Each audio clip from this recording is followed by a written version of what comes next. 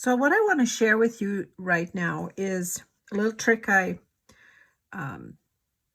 created so that I could fill these little barrels. Now, for my Harbour Light Cottage, you know that the first floor is going to have a fish shop, and I wanted it to have a very vintage look to it. So old barrels and crab pots and old wooden crates overflowing with fish on ice. So I found these little barrels, wooden barrels, but they're pretty deep and I didn't want to have to fill them up with anything. I suppose I could just use tin foil if I wanted to. But what I did was create a cap that would sit on the top and look like the barrel was overflowing with fish. And this way I could fit the cap onto the top of the barrel, and once the base of the barrel was completely painted and antiqued, then I could just glue this piece on top, and the little lip I would add a little extra of the triple thick so that it would look as if it was wet along the very top, and I would glue a few more ice cubes on along there.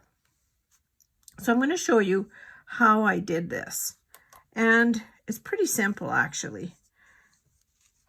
I made a cap for the top of the barrel using a piece of tin foil. I love tin foil because it molds so easily to everything.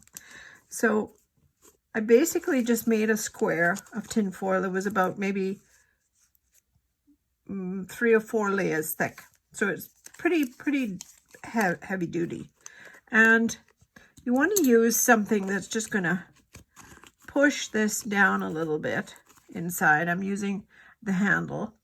It's got a rounded tip to it. So it goes in and I can just get that to fit nicely. Once that was formed, you can see it then forms almost like a little dish. And I put a little pad of clay. I took some raw clay, polymer clay, and I spread that out and I stuck that in the base of it like that.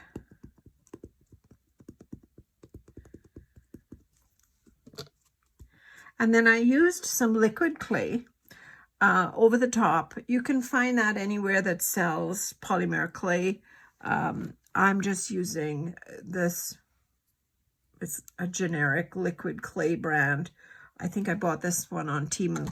But I think Michael sells the liquid clay for Sculpting, and what other brands have I got here?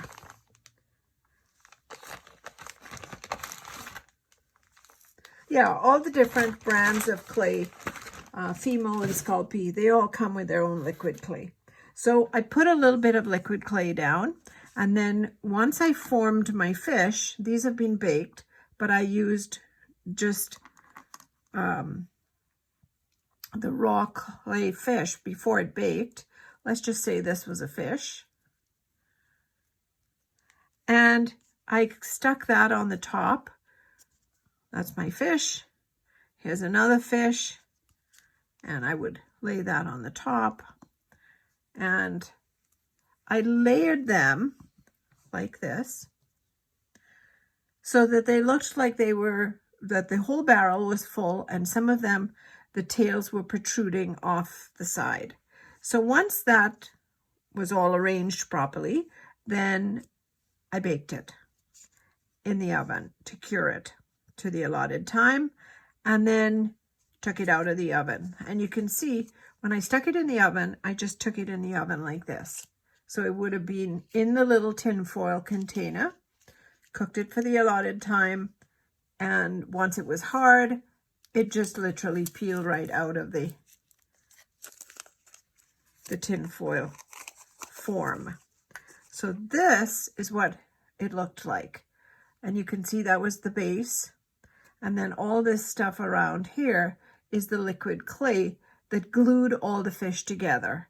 So it sat on the top like this.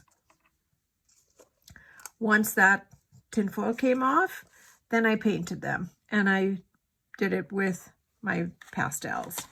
Like I showed you, I used the pastel powders and used the appropriate colors because I wanted these to look like gray-blue fish. Once they were dried, I glazed them with a triple thick, and then I added the ice cubes. Same with this. The little container,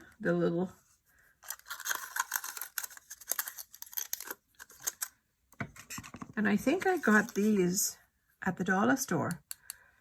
One of the dollar stores, I'm not sure which one. A long time ago, I had quite a few of them because I had plans to do a vineyard, and I was going to turn them into wine casks. So you can see these then fit in the top of the tin foil. And you put this straight into the oven with the fish inside on the tin foil. I just kind of pulled this back a little bit and laid this just like that flat in the oven. When they were baked hard, paint, glaze, done. So now my next step is going to be to add the antiquing to the bottom of the barrels. And that's it.